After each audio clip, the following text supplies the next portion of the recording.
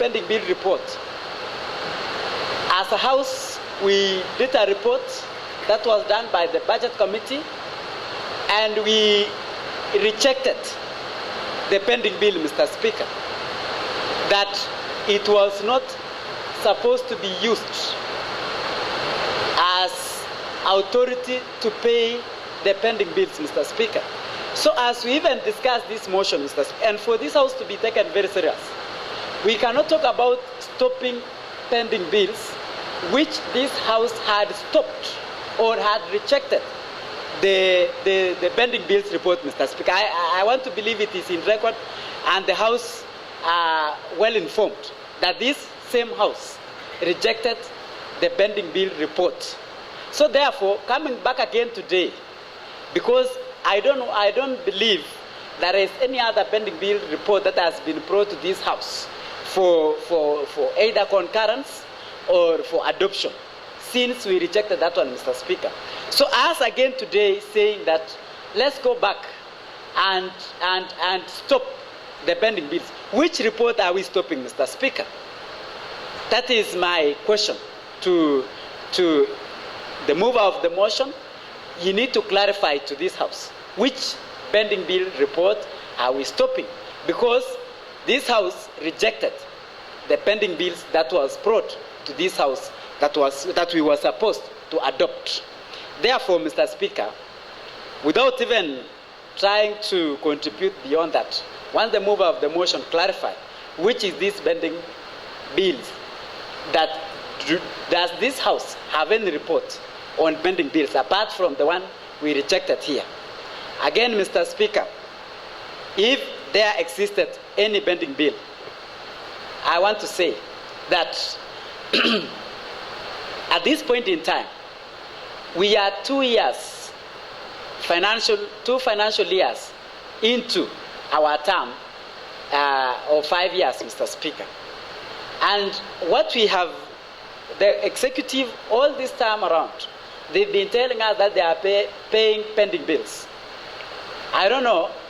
It is good that Honorable Josiah has come up with this motion to stop, I don't know which pending bill, Mr. Speaker. But it is good that we are discussing again about pending bills that has been being paid for the last 2 years, Mr. Speaker. I would want to challenge the mover of the motion that as the executive comes with a valid, verifiable pending bill report to this House, Mr. Speaker, they should also be able to tell us how much they have paid out for pending bills. Mr. Speaker, if we want to witness development in this country, Mr. Speaker, let us stop. Let us kill this animal called pending bills, because the executive has used that all this time to deter development by saying we are paying pending bills. Thank you very much, Mr. Speaker. I will allow the mover of the motion to make a clarification before we proceed. Point of order, Mr. Speaker. Yes, what's the point of order, Honorable Kata? Point of order, Mr. Speaker. I seek your permission. You give me a chance. I also add up some questions to the mover of the motion, so that when you get chance, Honorable Speaker, he may be able to answer such question. Kindly, Honorable Speaker. Yes, proceed. Thank you, Honorable Speaker. And Honorable Speaker, I also stand here to contribute on the motion before this Assembly, Mr. Speaker, on the issue of pending bills. Mr. Speaker, it is notable that Bomet County is facing the elephant that is called the pending bill, Mr. Speaker. When we first came into this Assembly, Mr. Speaker, we were served with a report on the pending bills upon the requisition by these honorable members that, Mr. Speaker, they needed reasonable developments in their wards. Mr. Speaker, the executive sent us a pending bills report to this Assembly for scrutiny, and the same was tabled here in the Assembly, and the Committee on Budget and Appropriation, led by one Honorable Eric Kirui, ran round Bomet County to establish facts. And Mr. Speaker, on such projects, if it was done or some was not done, Mr. Speaker. And the same report was tabled, it was moved, and it was approved by this County Assembly, Mr. Speaker, with the recommendation that those pending bills which were eligible are to be paid. Those which are non-eligible, Mr. Speaker, were not to be paid. And also, there was a category of the pending bills, Mr. Speaker, whereby the executive says some of the pending bills was historical and some was not historical, Mr. Speaker. But we ask the same question: how can a pending bill be historical and others are not historical? Mr. Speaker, and we face rough time. You already know, Mr. Speaker, with the contractors of Bomet County. Some of them came up to this public gallery, Mr. Speaker, because we were being branded as the County Assembly of Bomet, that we are the people who are preventing the payment, or we are the people who are preventing the executive from paying such payments to the contractors and the people of Bomet, Mr. Speaker. And it was tabled here, and the same contractors, we informed them that we wrote to the executive with the recommendation, Mr. Speaker, that is before this assembly, that the county government of Bomet should pay those eligible pending bills. Mr. Speaker, my big question today is that we are also contradicting ourselves as the county assembly. If we are saying that we are stopping the payment of those pending bills that accrued in the county government of Bomet before the year that has been stated by the motion mover, Mr. Speaker, are we not contradicting ourselves? Yet we were giving a signal or a go-ahead to the executive to pay such pending bills which were eligible after the findings by the Committee on Budget and Appropriation Committee.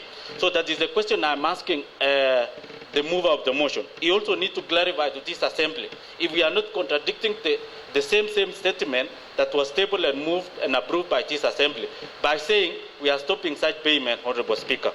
And number two, Honorable Speaker, the motion mover should be also able to explain and to the great people of Bomet, Mr. Speaker, because this motion is before this assembly.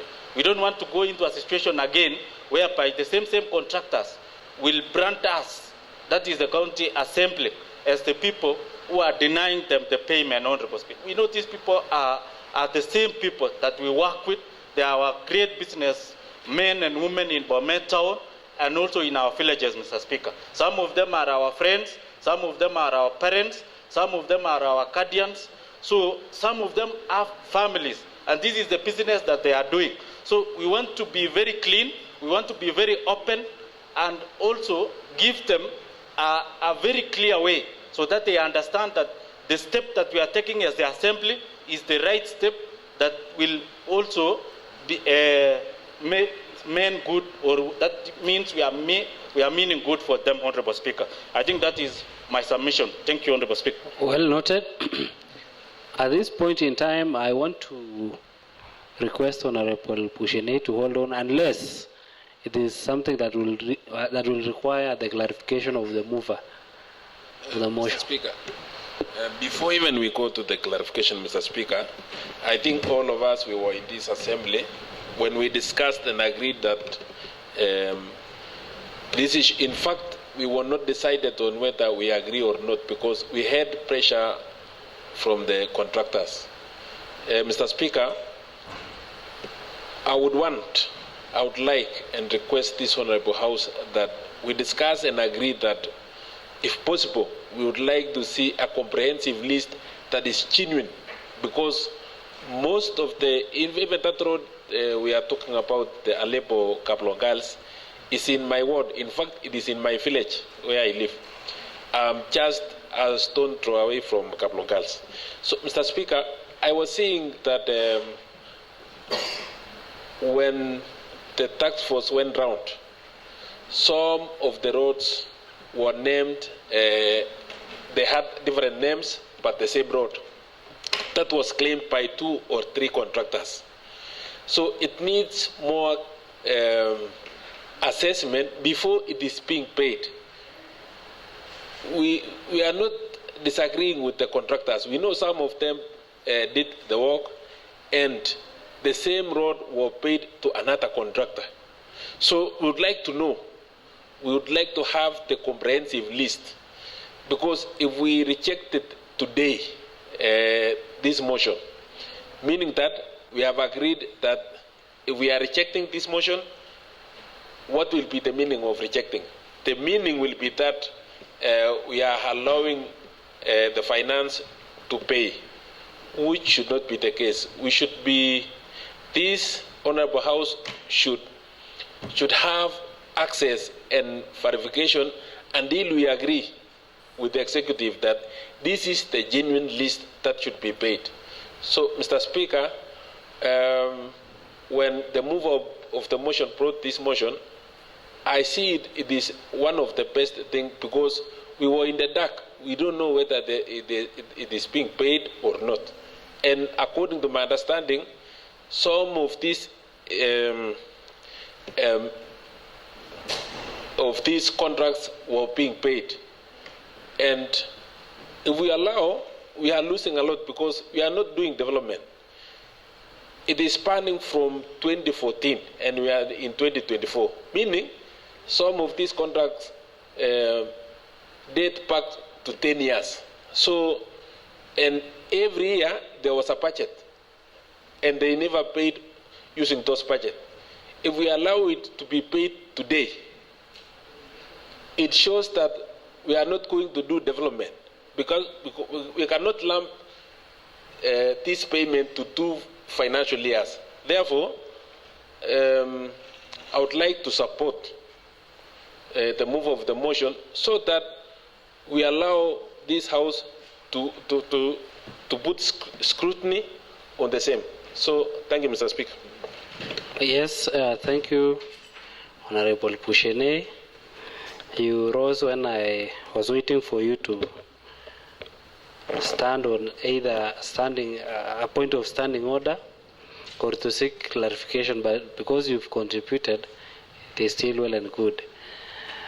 I will then allow the mover of the motion, for the sake of Honorable Vincent Mutai and Honorable Kipkemoi, to make a clarification so that we proceed.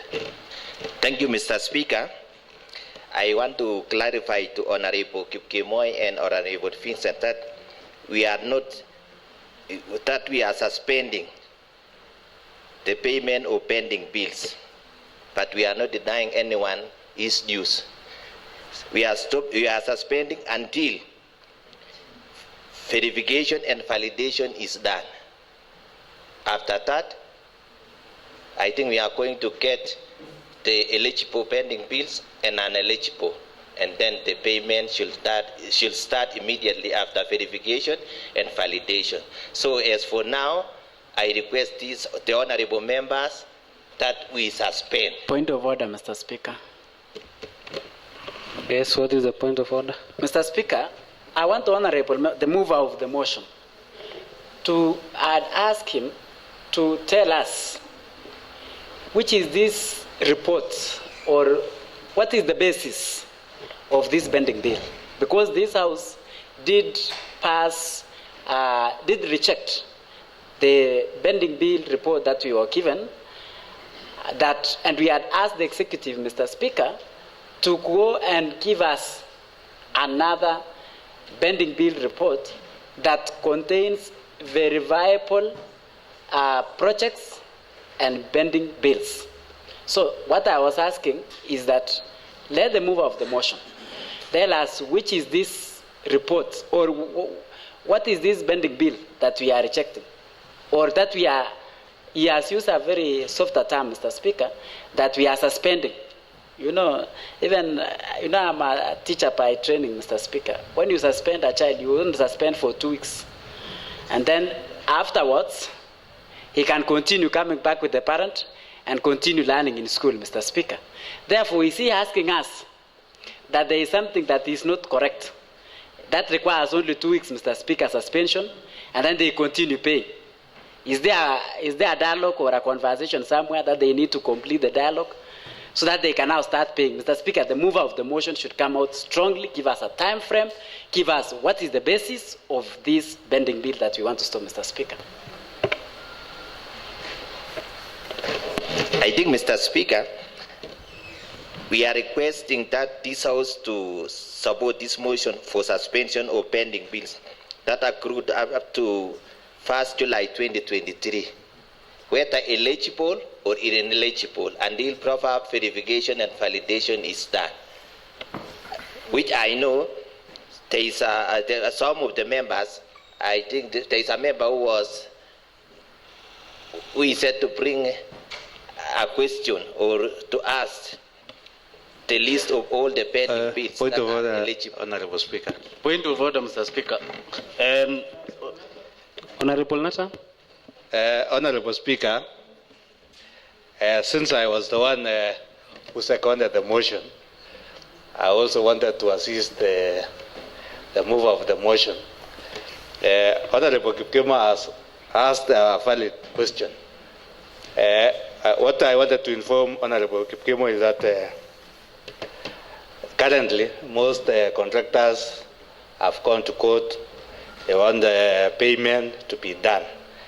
As Honorable Kipkemo is one of the members of Budget Committee. He is very much aware that it was not budgeted for. What we said is that we suspend this one until the county executive give us a payment plan. What we want is a payment plan from the executive, and then when they give us a payment plan, they should also give us what do we call budget. No, in the last budget, we didn't budget for pending Bills. Are you meaning the supplementary? Yes, it went out of my mind. What I wanted to say is that they should give us a payment plan, and then after giving us the payment plan, they should give us supplementary budget. So I'm requesting Honorable Kipkemoy and Honorable Vincent to support this motion. We are not saying we stop the payment. Most departments have been telling us that they didn't do the plans that we planned for the last financial year because of pending bills. So we want them to give us whatever they are paid, and then whatever is remaining, they give us the plan so that we budget for the same during supplementary budget. Thank you, Honorable Speaker. And Honorable Speaker, I also wish to add the following. Mr. Speaker, if you could hear clearly what the mover of the motion said, he put across that this House resolves to suspend both the eligible and non-eligible pending bills. Mr. Speaker, that sounds so bad, because how can you stop an eligible contract, Honorable Speaker? Eligible contract means the contractor followed the due process. There was a contract, there was a project that has been done and inspected, and it is complete, Mr. Speaker. So if we can say we are stopping the eligible contract, that means no one will trust our county, Mr. Speaker, to do any contract, because even if you do an eligible contract, you can be stopped by this assembly. Secondly, Honorable Speaker, to Honorable Nathan, that is a member for Kabletundo, he mentioned also that until the county executive give us the plan. Mr. Speaker, I think that is not in the motion. That is his suggestion, but what I can see in the motion, Mr. Speaker, is not that we are stopping or we are suspending the payment of the pending bill until a date that is not specified here, Honorable Speaker. So I think another concern that has been put forward here by the motion mover, Mr. Speaker, is that the county treasury has not undertaken any meaningful verification and validation of the pending bills prior to their payment. Mr. Speaker, it is a concern. The motion mover has put forward that there is a concern that the same people that we are stopping has not taken any meaningful verification and validation of the pending bills. That has been tabled and put forward by this assembly, Mr. Speaker. So what are we saying? We are also giving them to pay, and Mr. Speaker, we need to be fair enough. Do you mean, or if we can clarify to the people of Bomet, has there not been any payment of the contracts, even up to yesterday, Honorable Speaker. If we can say we have pending bills, can the county executive tell us if there has not been any payment until even yesterday, Honorable Speaker? So, if we are stopping payment which was done before 2023, yet there has been other payments that has been done even after 2023, Honorable Speaker, are we fair to those who've done the contract in 2021, 2020, and those who did their contract in 2024, and the same payment was made, Honorable Speaker? So we need to be fair. If you can do contract in 2024 and the payment was made, and those who did that 2023 and the payment was not made, I think we are not fair, Honorable Speaker. So I oppose this motion in totality, Honorable Speaker. Yes. I now put the question that whereas the County Assembly in November 2023 adopted the report of the County Budget and Appropriations Committee on the request by the County Executive Committee member for Finance, ICT and Economic Planning for clarifications and input on the contents of the pending bills report, noting that the committee in its report raised pertinent issues concerning the validity and veracity of some of the pending bills as contained in the report, aware that there have been several circulars by the National Treasury requiring, among others, counties to prioritize payment of the pending bills, recognizing that the County Budget and Appropriations Committee in its recommendations recommended for, among others, verification and validation of the pending bills before payment, concerned that the County Treasury has not undertaken any meaningful verification and validation of the pending bills prior to their payment, further noting that failure to verify and validate the pending bills before payment would further lead to loss of public funds. Now, therefore, this County Assembly resolves that the County Treasury suspends all payments of pending bills that are accrued before the 1st of July 2023 until proper verification and validation has been undertaken. And now, as many as are of a similar opinion say aye. Aye. As many as are of a contrary opinion say nay. Nay. The ayes have it.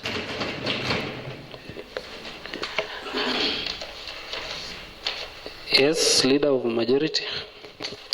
Honorable Speaker, I beg to move the following procedural motion that notwithstanding the resolution made on 28 February 2024 at 2:30 p.m. approving the County Assembly Calendar Regular Session 2024 and pursuant to the Standing Order 28-4, this County Assembly resolves to alter its calendar so as to adjourn today, Tuesday 15 October 2024, until Tuesday 29 October 2024 at 2:30 p.m. and that the calendar of the third session, regular session 2024, be amended accordingly. Honorable members, as you know that we have a lot of business outside this house, one being Casa Games. I therefore beg this house to alter its calendar so that members can continue to prepare for the same starting tomorrow before they proceed on 18th. I therefore request Honorable Catherine to second.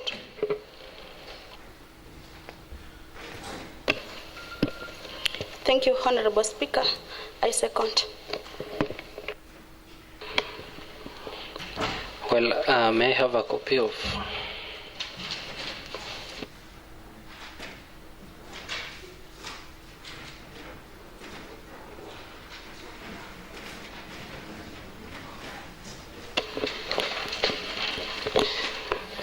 I now propose that notwithstanding the resolution made on 28 February 2024 at 2:30 p.m.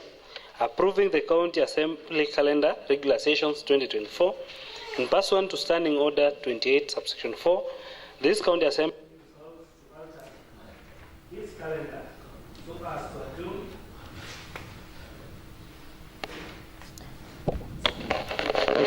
so as to adjourn today, Tuesday, 15th October 2024 until Tuesday 29th October 2024 at 2:30 p.m. and that the calendar of the third session, regular sessions 2024, be amended.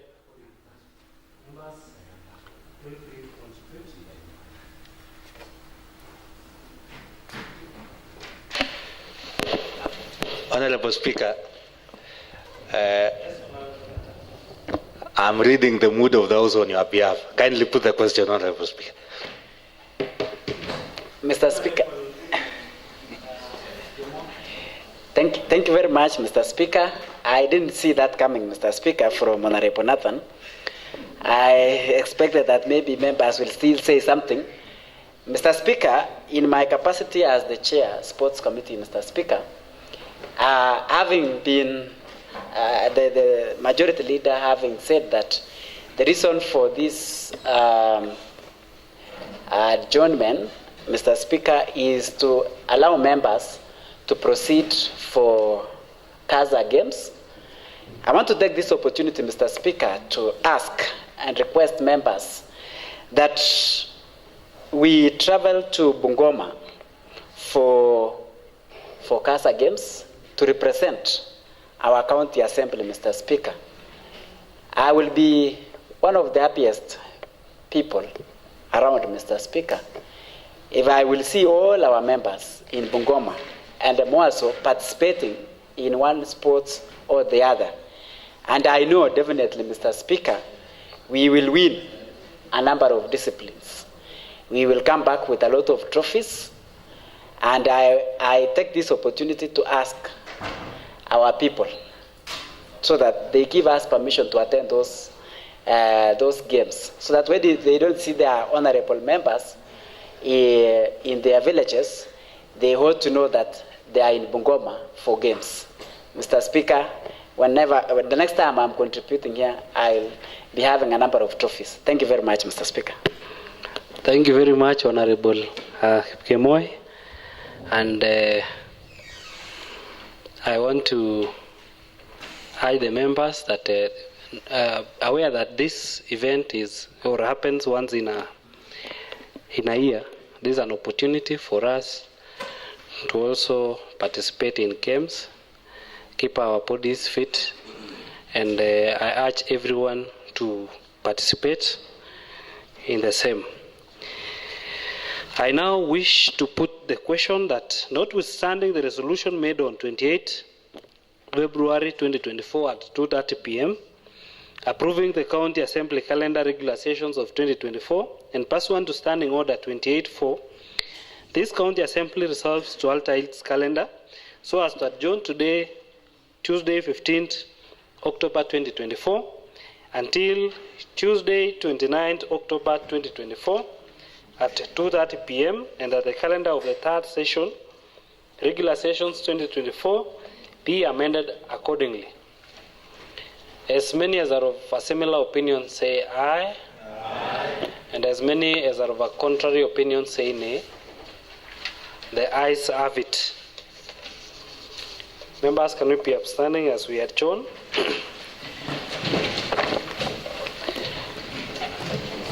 This County Assembly adjourns up to Tuesday, 29th October 2024 at 2:30 p.m.